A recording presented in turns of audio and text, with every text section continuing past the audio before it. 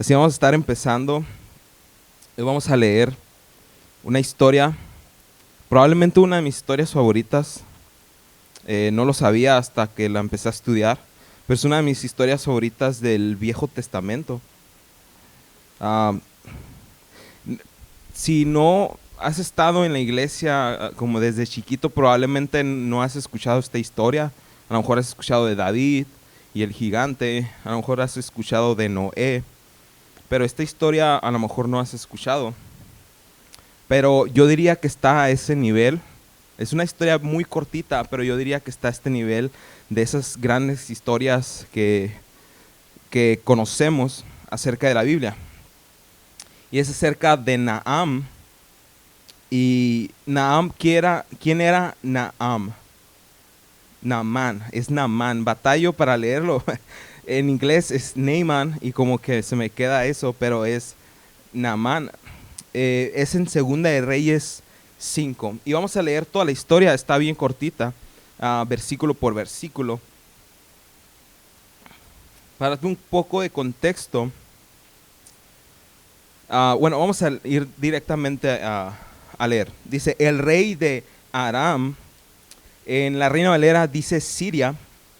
Entonces, al parecer, Siria y Aram es parecido, pero vamos a decir Siria. El rey de Siria sentía un gran admiración por Naamán, el comandante del ejército, porque el Señor le había dado importantes victorias a Siria por medio de él. Pero a pesar de ser un hombre, ser un poderoso guerrero, Naamán parecía de lepra. Y ese es un gran pero. Quiero analizar un poco esto. El rey lo tenía en admiración. Entonces, y era un comandante del ejército. Al parecer este hombre era un hombre poderoso. Y para que el rey te tenga con gran admiración, pues tienes mucha influencia, tienes mucho poder, por así decir. Pero parecía de lepra. Y como les decía, eso es un gran pero. Déjame explicarte qué es la lepra. La lepra es una enfermedad es una enfermedad que no, en su tiempo no tenía cura. Es una enfermedad que te va matando poco a poco. Empiezas a ver una mancha y después más manchas y tu carne se empieza a echar a perder y te mueres. Y en ese tiempo no había cura. Entonces, para que este hombre que lo tenía todo, de repente se mira una mancha. Y él sabía que lo que significaba era que lo iban a aislar en alguna parte solo y esperar a que muriera. Lo tenía todo y de repente le apareció una mancha. Vamos a seguir leyendo. Dice, en ese tiempo los saqueadores de Siria habían invadido la tierra de Israel y sus cautivos se encontraban, entre sus cautivos, se encontraba una muchacha a quien habían entregado a la esposa de Naamán como criada. Cierto día la muchacha le dijo a su señor, si mi amo tan solo fuere al profeta de Samaria, él lo sanaría de su lepra. Y eso está curioso. Entonces, Dios le da la victoria a Siria contra Israel y los de Siria se llevan a esclavos. Y esta muchacha, siendo un esclavo, le dice esto, como preocupándose por su amo. Y esto está interesante. Ahorita más adelante vamos a irnos a regresar a meditar en esto, en esta muchacha. Dice, entonces Naamán le contó al rey que había dicho la joven israelita. Ve a visitar al profeta, le dijo, el rey de Aram te dará una carta presentación para que se la lleves al rey de Israel. Entonces Naamán emprendió viaje y llevaba de regalo 340 kilos de plata y 78 kilos de oro y 10 mudas, dice, de ropa. En ese tiempo eso era un dineral, era mucho dinero. Y está curioso cómo dice, aquí está un montón de dinero. Naamán, al parecer el rey se preocupaba por él, entonces le dice, ¿sabes qué? Toma esta carta, ve con el rey de Israel y dale este dinero para que te curen. Estaba en urgencia y le da todo este dinero y se me hace muy curioso lo de la ropa. Es como, sí, aquí te van 50 millones de dólares y unas camisetas. Como que está raro, ¿no? Pero en ese tiempo la ropa, no cualquiera tenía ropa de lujo. Y esta ropa probablemente era esa ropa para fiestas. Era ropa hecha a mano y muy cara. Entonces, eran unos grandes regalos, ¿no? Se mira ahí que tenían poder, que tenían dinero. Dice, la carta para el rey de Israel decía, mediante esta carta presento a mi siervo Naamán, quiero que lo sanes de su lepra. Cuando el rey de Israel leyó la carta, horrorizado, rasgó sus vestiduras y dijo, este hombre me manda a un leproso para que lo sane. ¿Acaso soy Dios para dar vida y quitarla? Creo que solo busca pelear conmigo. En otras palabras, el rey de Israel pensó que el rey de Siria solamente hizo esto, como que sana a esta persona y cuando no lo puede sanar, solamente tengo un pretexto para invadir otra vez y luchar contra ti y que haya guerra otra vez. Ahora, se rasgó, se asustó, pero dice, sin embargo, cuando Eliseo, hombre de Dios, supo que el rey de Israel había rasgado sus vestiduras en señal de aflicción, le envió este mensaje: ¿por qué estás tan disgustado? Envíame a Naamán, así él sabrá que hay un verdadero profeta en Israel. ¿Por qué te preocupas? ¿No? Como diciéndole, hey, acuérdate que tenemos un Dios todopoderoso. Como que el profeta Eliseo era como que él tenía una conexión con Dios, entonces al parecer él miraba más allá de la situación, ¿no?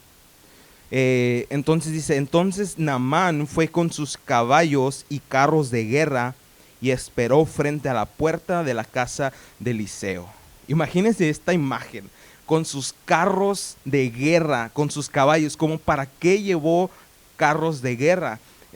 Caballos, me imagino que venían llenos de oro, de plata y las camisetas, ¿no? Pero imagínense esta imagen. Y me imagino que la casa de Eliseo no era tan grande, como que era humilde, era un profeta. Entonces llega todo este poder a rodear la casa de Eliseo, pero Eliseo le manda a decir mediante un mensajero. Ni siquiera sale Eliseo. Ni siquiera sale él a recibir a este hombre poderoso, no, le manda un mensajero. Le manda a un pasante así de escuela, así, ve tú. Imagínate ser este muchacho, sí, yo voy y llevo, Señor, todo más poderoso de Siria, Eliseo no puede ahorita, el doctor Eliseo no puede sanarlo ahorita, ya sé que vino desde muy lejos, lo siento mucho. Imagínate, qué miedo. Dice, entonces tu piel, perdón, me salté. Estoy viendo un patrón aquí. Cómo Dios está haciendo humilde cada vez, o en otras palabras, humillando a Naamán. Primero la lepra. De tenerlo todo, algo se le sale de control, algo que no estaba en su control, le da lepra. Una enfermedad. Dice Eliseo, y luego Eliseo le manda un mensajero. Ni siquiera él va. Sí, ve un mensajero. No sale Eliseo. Dice, pero Eliseo le manda a decir un mensajero, ve y lávate 7 veces en el río de Jordán, entonces tu piel quedará restaurada y sanará de la lepra. Entonces lo manda a hacer esto. Pero él no quiere. O sea, dice, Naamán se enoja mucho y se fue ofendido. Dice, yo creía que el profeta iba a salir a recibirme, dijo. Esperaba que él moviera su mano sobre la lepra e invocara el nombre del Señor, su Dios, y me sanara. Y no fue así. A veces así queremos que sucedan las cosas, ¿no?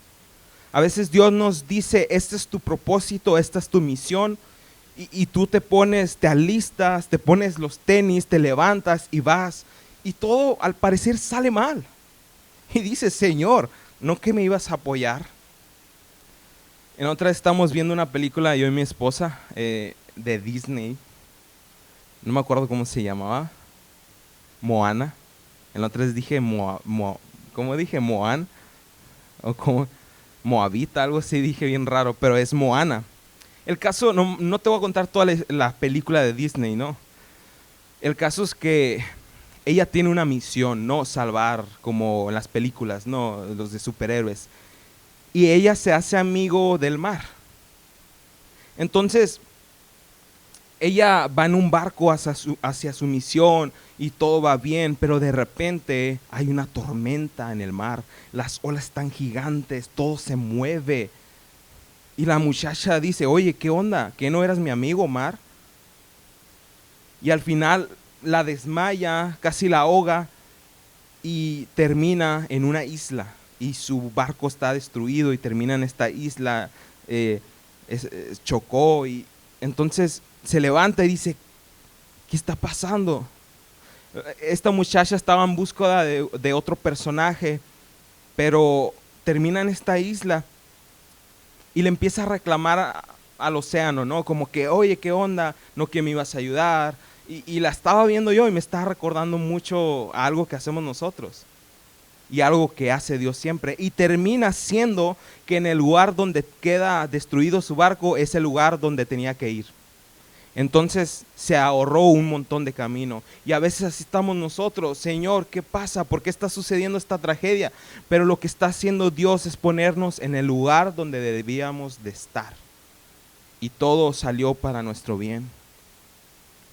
Entonces, están pasando cosas malas para Naamán. Y cada vez se siente más humillado, cada vez se siente más enojado. Y luego dice, ¿acaso los ríos de Damasco, el Habana y el Farfar no son mejores que cualquier otro río de Israel? ¿Por qué no me puedo lavar en uno de ellos y sanarme? Así que Naamán dio media vuelta y salió enfurecido, salió enojado. He escuchado que el río Jordán no es la gran cosa. He escuchado que no tiene chiste, no es como que wow. Escuché a un pastor decir que en una ocasión fue a visitar el río Jordán y dice, voy a sentir bonito porque ahí se bautizó Jesús y va a estar bien chilo. Y dice que para nada, que lo sacó de onda, dice, los charcos de mi casa están más grandes que esto. Y no es para nada impresionante. Y otra vez miras este patrón de Dios humillando a Naamán, haciéndolo humilde. Dice, o sea, ¿qué no los ríos de Damasco son mejores? ¿Por qué este? Y aparte, geográficamente el río Jordán estaba mucho más lejos que los otros ríos. Entonces todavía tenía que viajar. Dice, sus oficiales trataron de hacerlo entrar en razón y le dijeron, Señor, si el profeta le hubiera pedido que hiciera algo muy difícil, ¿usted no lo habría hecho? Así que en verdad debería obedecerlo cuando sencillamente le dice, ve, lávate y te curarás. Otra vez, sus oficiales, sus sirvientes, ¿no? Le están diciendo, lo están tratando de entrar a razón otra vez. O sea, yo imagino a Naamán furioso, todo esto le está pasando, no, las cosas no van como él quería, y también sus oficiales, los que son menores que él, le están diciendo, hey, entra en razón, haz esto. Más humillación para él. Más humillación. Y esto me recuerda a nosotros también. Dice, ¿qué acaso si te hubiera pedido algo más difícil no lo hubieras hecho? Se le hizo algo tan fácil.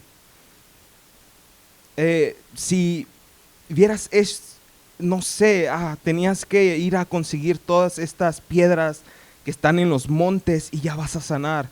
Sí, claro. A veces somos nosotros así y esto refleja el Evangelio. Nos dicen, cree en Jesús y serás salvo. Pero nosotros decimos, no, tenemos que hacer cosas más allá. Pero no, es algo tan fácil de hacer, creer en Jesús. Entonces, baja al Jordán 7 veces. Me imagino a Naamán todo enojado, bajando al río una vez y no funciona. Otra vez y no mira nada. O sea, ¿qué está pasando? La tercera vez y sigue exactamente igual. Y cada vez se pone más enojado, cada vez es más humillado por todo lo que ya le ha estado pasando. Dice, entonces Naamán bajó al río Jordán y se sumergió 7 veces tal como el hombre de Dios le había indicado. Y su piel quedó tan sana como la de un niño y se curó. Me imagino que se metió al 6º y dijo, no pasa nada, y se metió al 7º y se levantó y estaba sano, así de la nada. Y yo miro cómo cada vez Dios está enseñándole esto a Naamán, humildad. Lo está llevando a ser humilde porque le conviene. Porque el hombre fuerte que no necesita nada, no necesita de Dios en su mente. Pero el hombre débil que está en una situación muy fea, en una situación de dolor, en una situación donde no hay esperanza, ese hombre necesita a Dios. Y ese hombre es el que se acerca a Dios.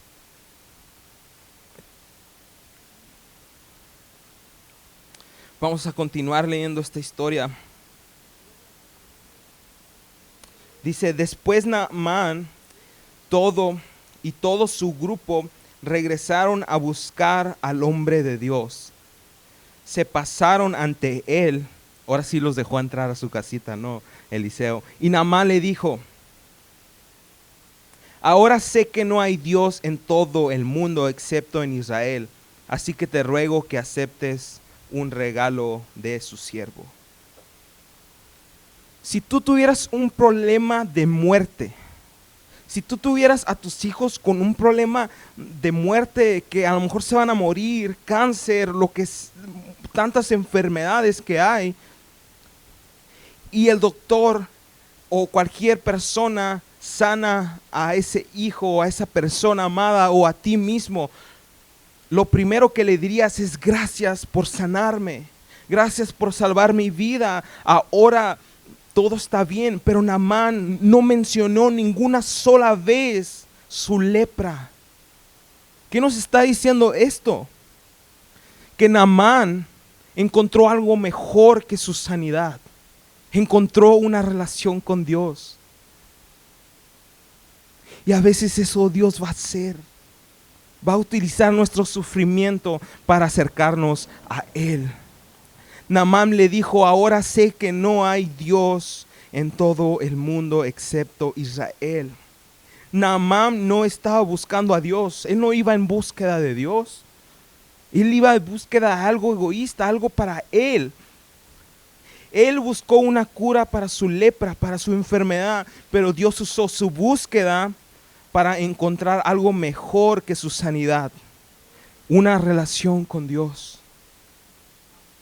Y eso me lleva a mi primer punto. Dice, Dios usa tu dolor y sufrimiento para llevarte hacia Él. Por eso dijo Jesús que era difícil que un hombre rico entrara al cielo, que era más fácil que la aguja entrara en el ojo de un camello, que el camello entrara en el ojo de una aguja, perdón. O sea, está diciendo, es muy difícil. ¿Y por qué estaba diciendo eso? Porque es difícil que un hombre fuerte entre al cielo. ¿Por qué es difícil? Pero no solamente está hablando de riqueza monetaria. Está hablando de un hombre que es fuerte por sí mismo. Es un hombre que es rico en personalidad. A lo mejor es rico en que no necesita de nadie, que tiene amigos, amistades, familia, que lo tiene todo. Un hombre rico por sí mismo en todas las áreas. En su mente no necesita un salvador. Por eso Dios persigue al pecador de esta forma. A lo mejor podemos pensar, Dios persigue al pecador para asesinarlo, pero acuérdate que siendo enemigos de Dios, Él hizo esa obra en la cruz y Él sigue persiguiendo al pecador de esta forma. Usando las cosas malas o Él mismo haciendo que le sucedan estas cosas que no son agradables para acercarnos a Él. Él nos persigue porque nos ama. Y todo esto que le estaba sucediendo a Naamán era para su bien.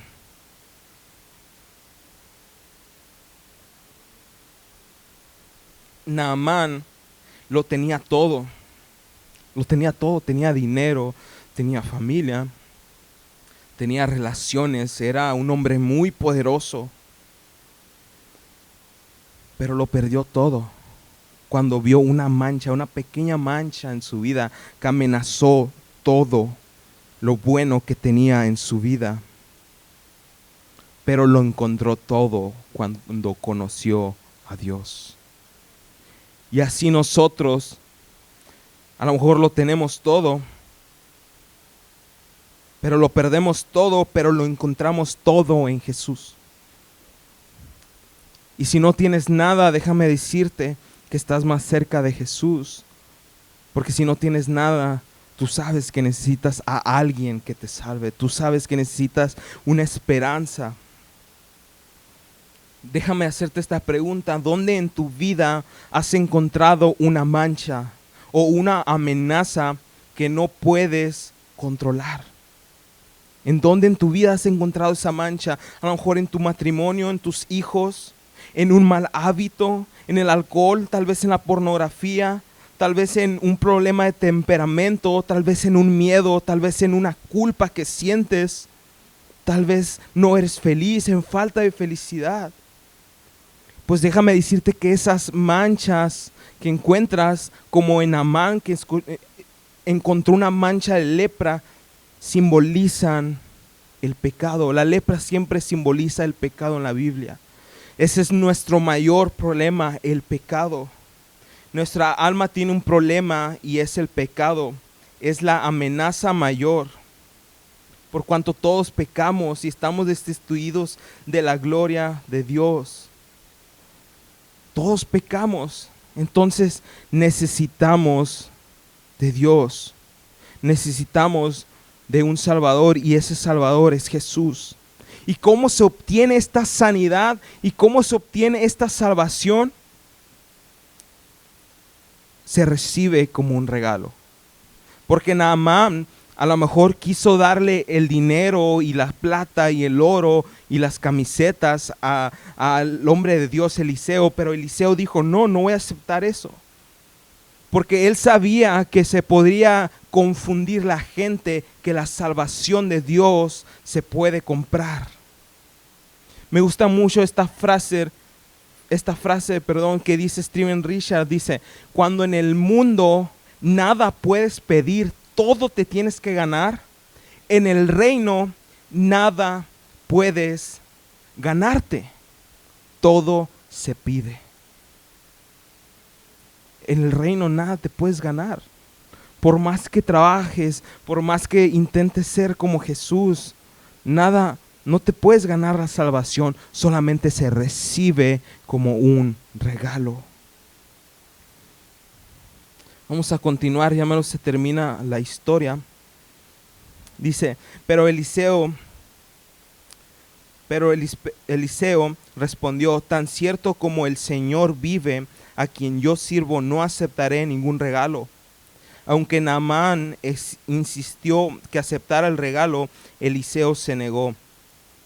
Entonces Naamán le dijo, está bien, pero permíteme, por favor, cargar 2 de mis mulas con tierra de este lugar.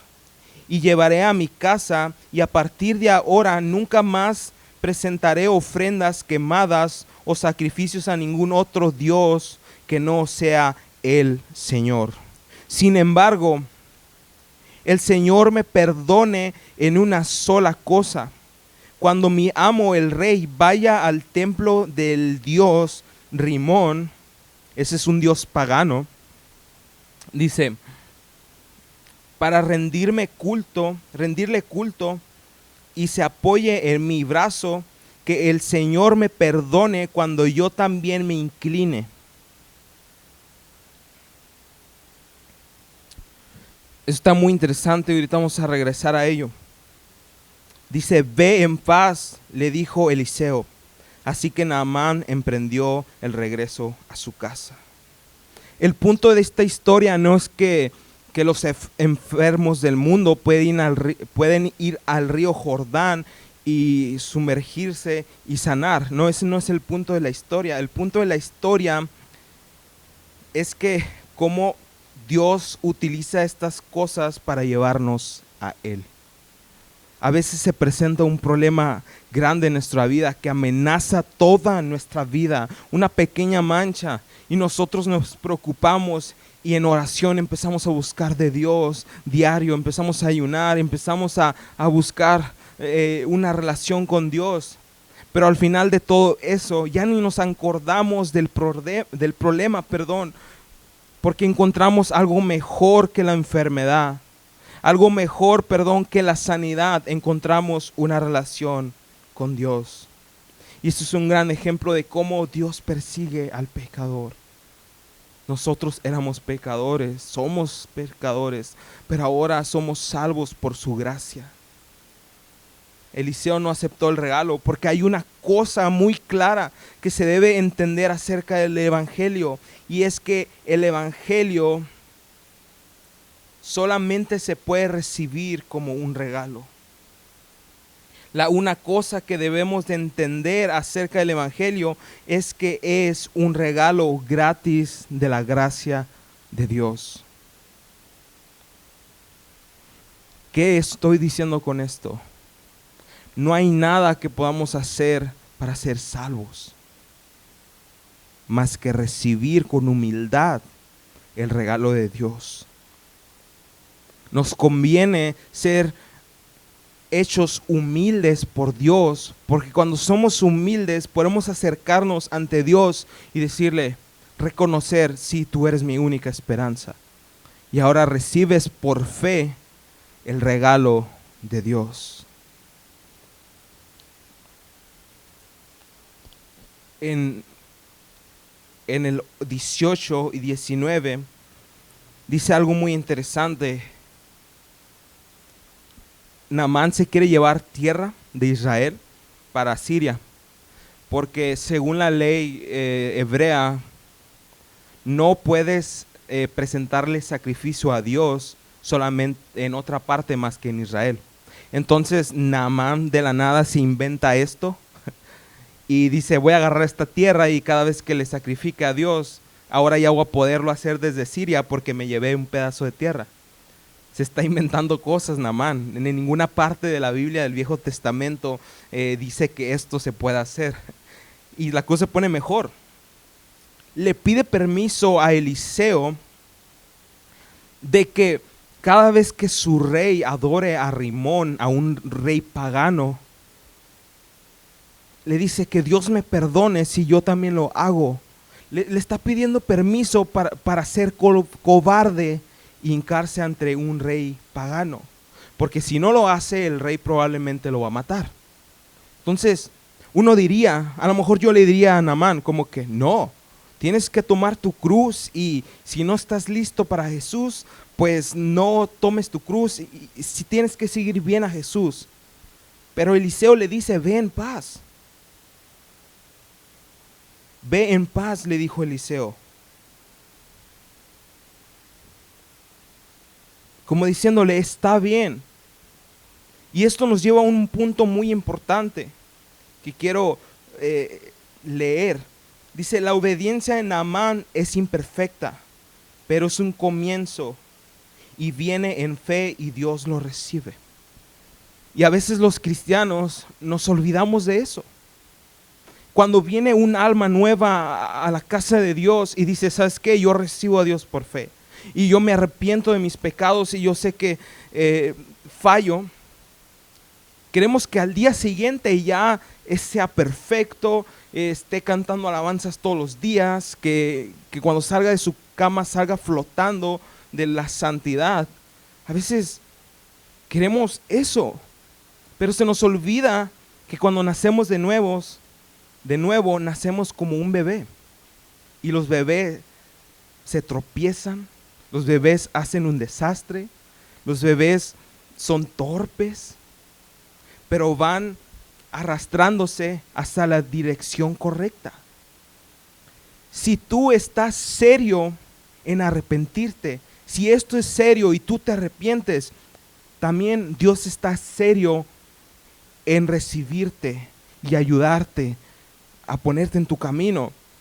Entonces el punto no es que, sí está bien, no está nada de malo ir a rendirle a Rimón. No, porque incluso Naamán está diciendo que Dios me perdone. Pero Eliseo le dice, ve en paz, no te preocupes. Porque Eliseo sabe que es un bebé, que va empezando y es un comienzo. La obediencia de Naamán es imperfecta, pero está bien.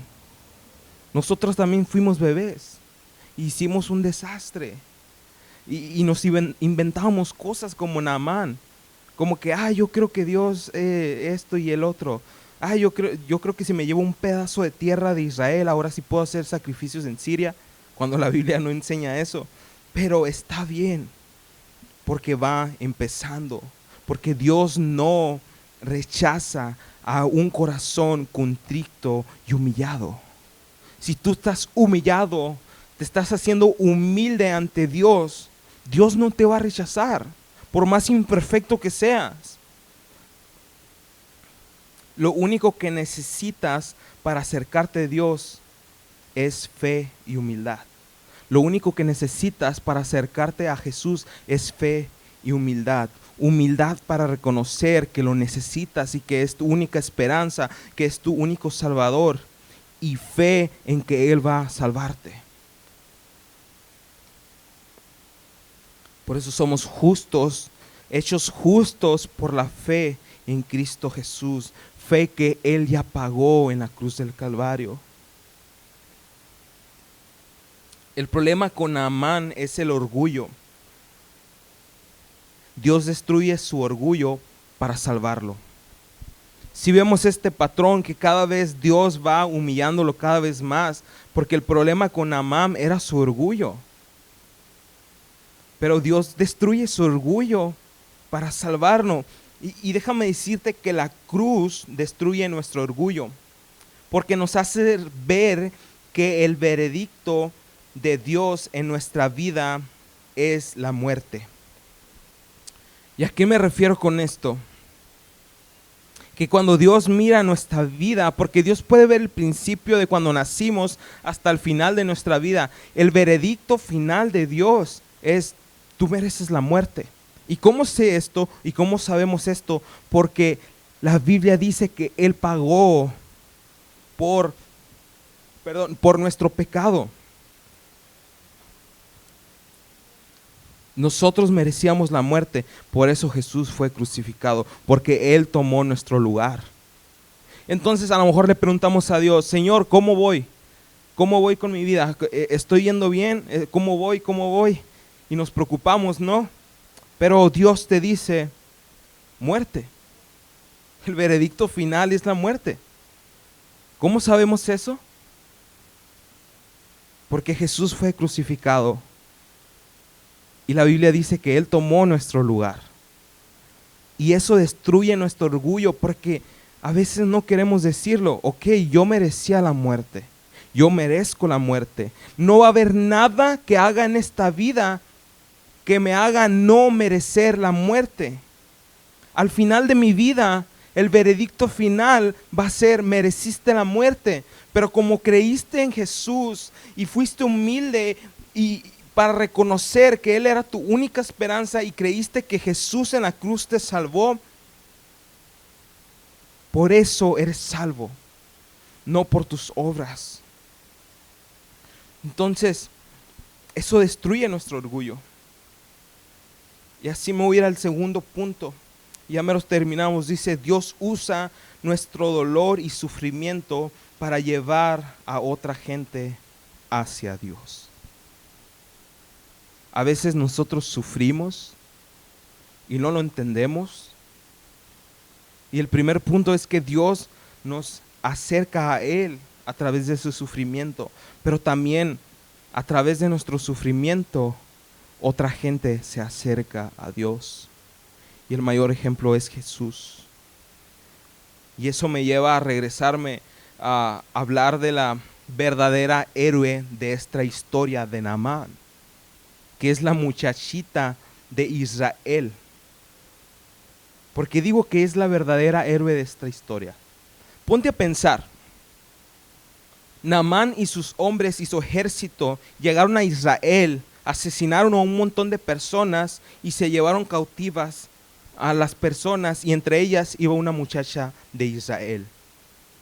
¿Cómo respondieras tú a una persona que asesinó a toda tu familia y a todos tus amigos y después te agarró y te tomó como esclavo para que estés en su casa?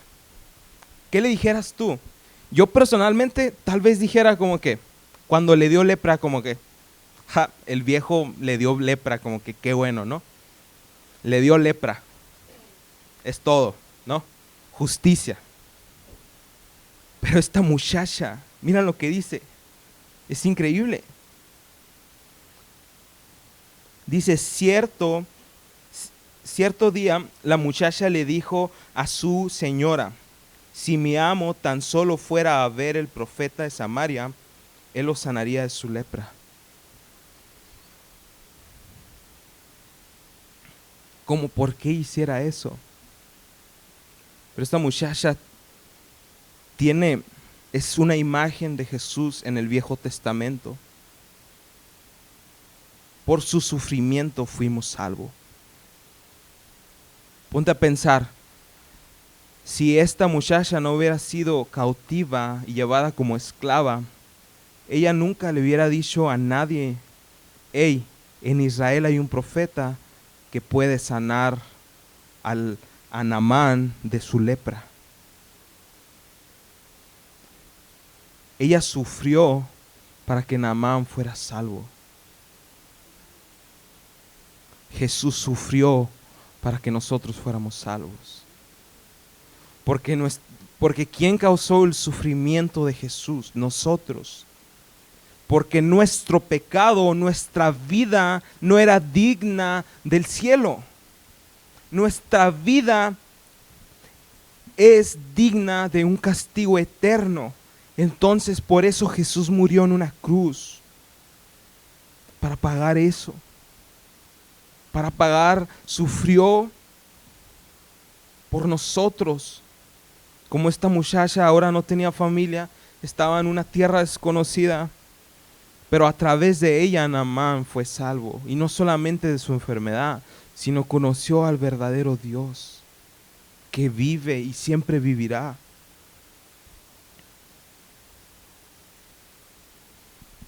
Entonces, Él nos va a usar para llevar personas a Dios. Él va a usar nuestro sufrimiento para traer personas a Jesús. El sufrimiento de la iglesia es para llevar a salvación a otros. Lo dice Colosenses 1:24, dice: me alegro cuando sufro en carne propia por ustedes, porque así participo de los sufrimientos de Cristo, que continúan a favor de su cuerpo, que es la iglesia. Esto lo está diciendo Pablo, y a lo mejor te quedas como, ¿qué? En otras versiones dice los sufrimientos que le faltan al cuerpo de Cristo. Y a lo mejor te pones a pensar, ¿por qué Pablo está diciendo que le faltan sufrimientos al cuerpo de Cristo? ¿Que no fue suficiente la muerte de Jesucristo? Claro que sí fue suficiente, pero lo que está diciendo Pablo, y lo que está entendiendo Pablo es que de qué sirve el sacrificio de Cristo si se queda en el olvido y nadie escucha de la cruz.